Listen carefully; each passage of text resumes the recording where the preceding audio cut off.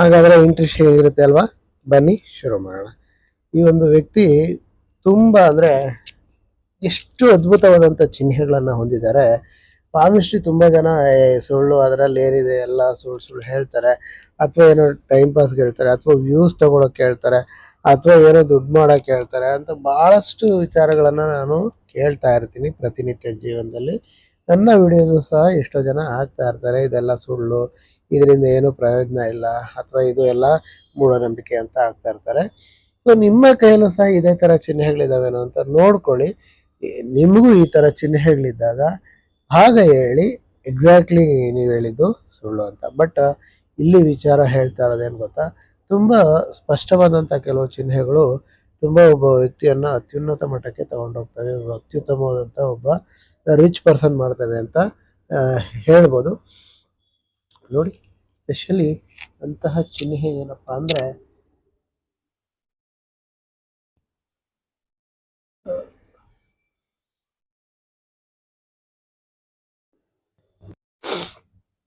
So ಹಾಗಾಗಿ ಯಾವ್ಯಾವ ಚಿಹ್ನೆಗಳು ತುಂಬ ಇಂಪಾರ್ಟೆಂಟ್ ಅದನ್ನು ನಾನು ಹೇಳ್ತೀನಿ ನೋಡಿ. ಸ್ಪೆಷಲಿ ನೋಡಿ ಯಾರಿಗೆ ನಿಮಗೆ ಅಫ್ಕೋರ್ಸ್ 1 ಸೆಕೆಂಡ್, ಎಸ್, ಇಲ್ಲಿ ನೋಡಿ ಜೀವನ ರೇಖೆ ಪಕ್ಕ ನೋಡಿ ಈ ರೀತಿ 1 2 3 ತುಂಬ ಸುಸ್ಪಷ್ಟವಾದಂಥ ರೇಖೆಗಳು ಇರೋದನ್ನು ನಾವು ಕಾಣ್ತಾ ಇದ್ದೀವಿ. ತುಂಬ ಸುಸ್ಪಷ್ಟವಾದಂಥ, ಯಾರಿಗಾದರೂ ಈ ಚಿಹ್ನೆ ಇದೆಯಾ? ಇಷ್ಟು ಸ್ಪಷ್ಟವಾದಂಥ ಚಿಹ್ನೆ ಇದೆಯಾ? ಇದ್ದರೆ ಕಮೆಂಟ್ ಮಾಡಿ, ನನಗೂ ಇದೆ ಸರ್, ನಾನು ಜೀವನದಲ್ಲಿ ಶ್ರೀಮಂತ ಆಗ್ತೀನಾ ಅಂತ.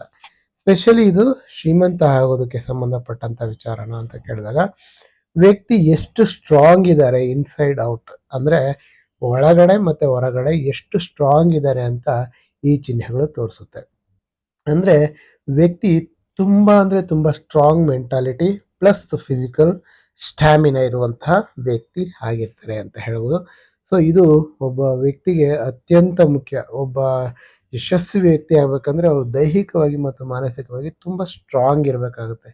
ಸೊ ಇವರು ಇಲಾನ್ ಮಸ್ಕ್ ಅವರು ದೈಹಿಕವಾಗಿ ಮತ್ತು ಮಾನಸಿಕವಾಗಿ ತುಂಬ ಸ್ಟ್ರಾಂಗ್ ವ್ಯಕ್ತಿ ಅಂತ ಹೇಳ್ಬೋದು ಫ್ರೆಂಡ್ಸ್. ಸೊ ಇದು ವೆರಿ ಫಸ್ಟ್ ಒಂದು ಫೈಂಡಿಂಗ್ ಅಂತ ಹೇಳ್ಬೋದು.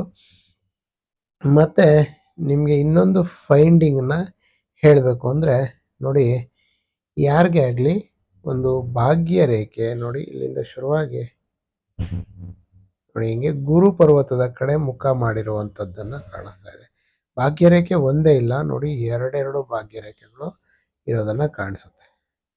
ಸೊ ಈ ಥರ ರೇಖೆ ತುಂಬ ಅಪರೂಪ ಇರುವಂಥದ್ದು. ಸೊ ಹಾಗಾಗಿ ನಿಮಗೆ ನೋಡಿ ಇದು ಭಾಗ್ಯರೇಖೆ ಎಲ್ಲೋ ಒಂದು ಕಡೆ ಇರುತ್ತೆ. ಈಗ ಭಾಗ್ಯರೇಖೆ ಅಂದರೆ ಡೆಫಿನೇಷನ್ ಏನಪ್ಪ ಅಂದರೆ, ನಿಮಗೆ ಯಾವುದೇ ಒಂದು ರೇಖೆ ಎಲ್ಲೋ ಶುರುವಾಗುತ್ತೆ, ಅದು ಶನಿ ಪರ್ವತದ ಕೆಳಗೆ ಬಂದು ನಿಂತ್ಕೊಂಡ್ರೆ ಅದನ್ನು ನಾವು ಭಾಗ್ಯರೇಖೆ ಅಂತ ಕರಿತೀವಿ. ಟೇಕ್ ಫಾರ್ ಎಕ್ಸಾಂಪಲ್, ಇದು ಭಾಗ್ಯರೇಖೆ ಅಲ್ಲ, ತುಂಬ ಒಂದು ಅಭಿವೃದ್ಧಿ ರೇಖೆ ಅಂತ ನಾವು ತಗೊಳ್ಳಿ ಇದನ್ನು.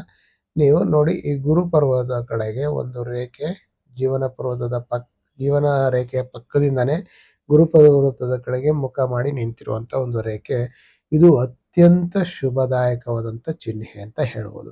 ಸೊ ನಿಮಗೂ ಈ ಥರ ಚಿಹ್ನೆ ಇದೆಯಾ ನಿಮ್ಮ ಕೈಯಲ್ಲಿ? ದಯವಿಟ್ಟು ಕಮೆಂಟ್ ಮಾಡಿ. ನೀವು ಸಹ ಇಂದಲ್ಲ ನಾಳೆ ನಿಮ್ಮ ಪರಾಕ್ರಮದಿಂದ ಅಥವಾ ನಿಮ್ಮ ಒಂದು ಮನೋಭಾವದಿಂದ ಅತ್ಯುತ್ತಮವಾದಂಥ ಒಂದು ಶ್ರೀಮಂತ ವ್ಯಕ್ತಿ ಆಗ್ತೀರಾ ಅಂತ ಹೇಳ್ಬೋದು. ಮತ್ತು ಇನ್ನೊಂದು ಫೈಂಡಿಂಗ್ ಏನಪ್ಪ ನಿಮಗೆ ತೋರಿಸ್ಬೇಕಾಗಿರೋದು ಅಂದರೆ, ನೋಡಿ ಇಲ್ಲಿ ಹ್ಯೂಜ್ ಟ್ರಯಾಂಗಲ್ ನೋಡಿ, ಇಲ್ಲಿಂದ ಒಂದು ಭಾಗ್ಯರೇಖೆ, ಇದು ಬುಧ ರೇಖೆ ಮತ್ತು ಇದು ಹೃದಯ ರೇಖೆ. ನೋಡಿ ಇದು ಎಷ್ಟು ದೊಡ್ಡದಾದಂಥ ತ್ರಿಭುಜವನ್ನು ನಾವು ಕಾಣ್ತಾ ಇದ್ದೀವಿ. ಸೊ ಇದು ತುಂಬ ಯಶಸ್ವಿಯಾಗುವಂಥ ವ್ಯಕ್ತಿಗಳ ಕೈಯಲ್ಲಿ ನೀವು ಕಾಣ್ಬೋದು.